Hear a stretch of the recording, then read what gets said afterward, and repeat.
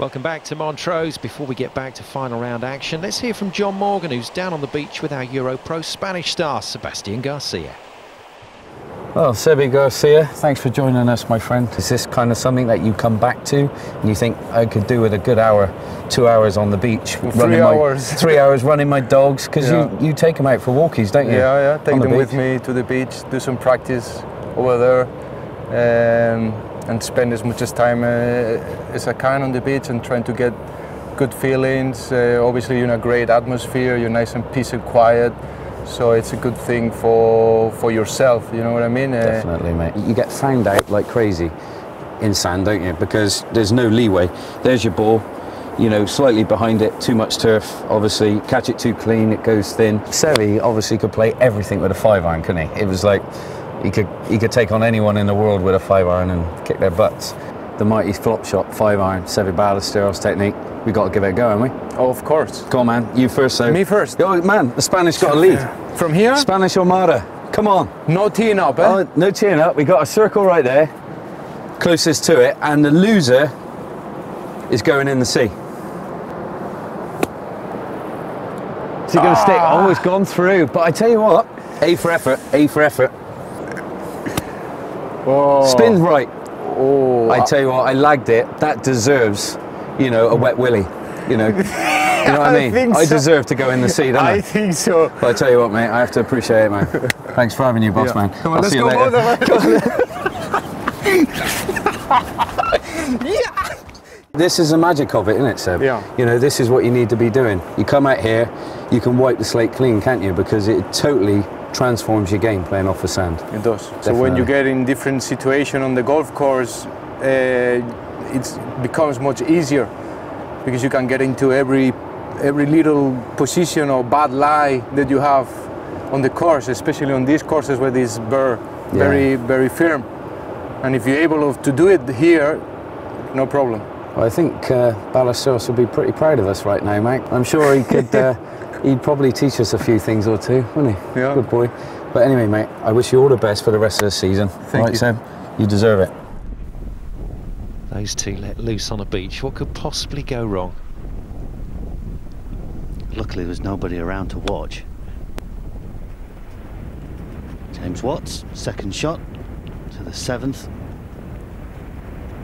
That's a good shot there. Just coming off a birdie on 6. Now Moore gone about his business very tidily today. Quietly crept to 4 under. But well, he needed that last bit of check there just to hold the green. That was flying. There's such a difference between the balls that we were using in the sort of the mid-90s and early 90s. On a course as firm as this, you were able to spin the ball more, but of course you lost a lot of distance because the ball had more spin on it. So the ball travels further now, but it's harder to stop on the green. So that's why these courses are still an excellent test, because it's giving you a different challenge now. Yes, always a compromise, isn't there, as the technology goes on. Now then, Farr got himself back to 5 under, which is where he started the day. He really does need a little bit of protection on this front 9. An unusual shot, let's say. Was not stopping anywhere. Now then, how about Yannick Asker then? The flying Finn. You thought O'Brien was having a good round. Birdies at 5, 6, 7, 8, 13, 14, 15. 7 under for the day for the guitar playing Finn.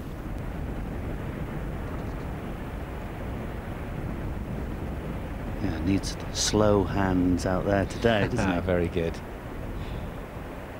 Now Moore. Oh, recovering beautifully from that position. And James Moore now becoming a real contender. 3rd birdie in a row for him to go to 5 under. Steve Russell finding the bunker on this par 5. Been playing some quite cheeky little shots, been taking the spin off his shots. Now, talking of technological developments, 368 yards with modern equipment.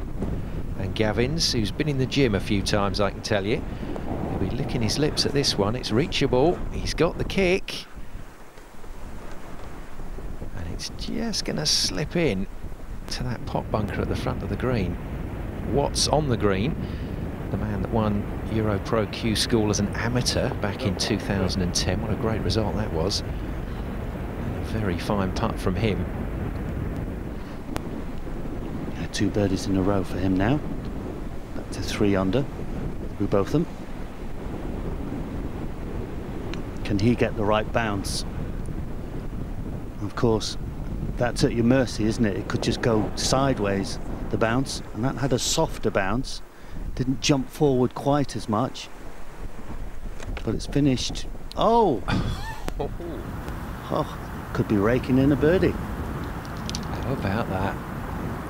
Did he play for it? That's the question. Now, Far not happy with that one.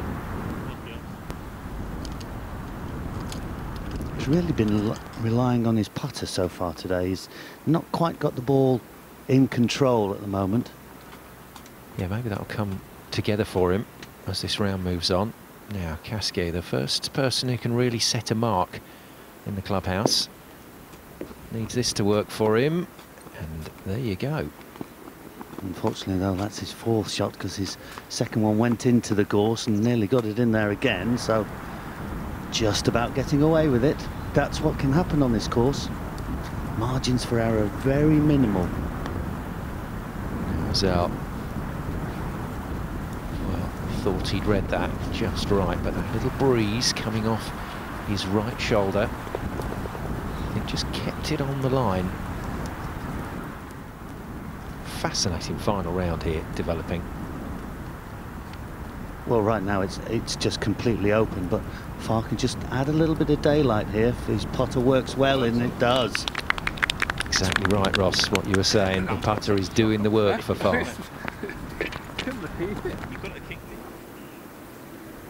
Now, Robinson with something of a rarity here, a putt for par from distance. And it didn't happen.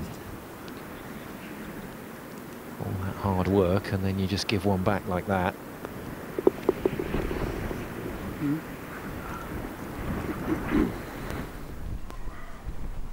Gavin's after his drive, so with the wind helping, he can just pitch this halfway, let it run out. Pretty much what he's played. There we go. Chance for birdie.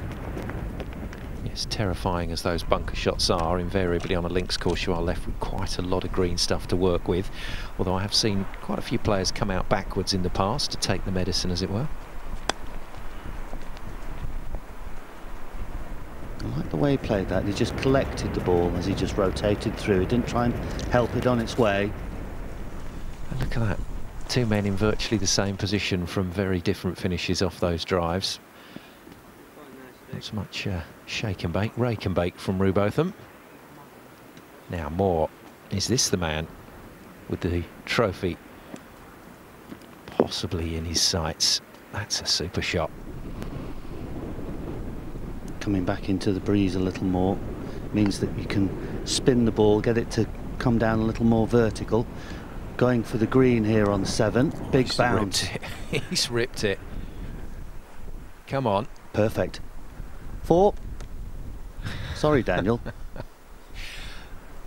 Well, that is a stunning drive from Oliver Farr. I think the shackles are off. Now then, Casquet, if he gets away with bogey here, he can hold his head high going to 18. Not going to happen, I'm afraid. And after an unbelievable run from Casquet, it looks like the wheels are coming off.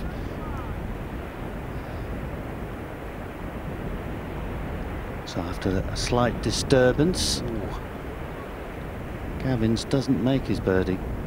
I had some mental money on that one going in, actually, just to teach Farr a lesson. Didn't happen. Now, double bogey. This will take Casquet back to 2 under. Is that why you're a mental millionaire?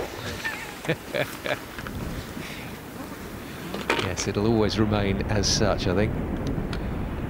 Rewbotham to go to 5 under, and that seems to be the score at the moment, at 5 or 6 area.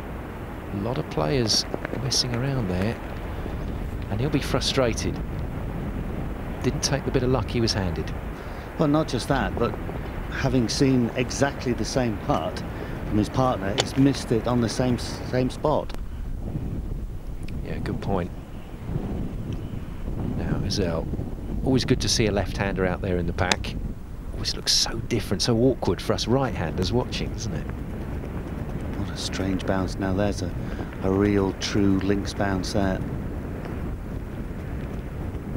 The problem really was that he was too close to the green. If you're going to lay up, you need to lay up further back so you can get more spin, and he was too close. Now Moore has been superb with the putter so far. Just gave it a little too much width. Not an easy putt for the right-hander. Now this will put the cat amongst the pigeons. Or the seagulls. Yeah, I was going to say I haven't seen many pigeons today. Go on. Oh, not quite, but that should be a birdie to take far to 7 under. Finally making his move. Makes this putt even more important for Gazelle. Of course, he hasn't had a birdie yet today. Right on cue. Right on cue. The Gazelle is finally running. This for, what, 4 in a row? Yeah, that would be, and it is. And Oliver Farr now, with a far more relaxed expression on the face, moves himself to 7 under, and he's got that little 2-shot cushion back. Moore out on his own in second at 5 under, but look at that group of players chasing. This is going to be tight. More action after the break.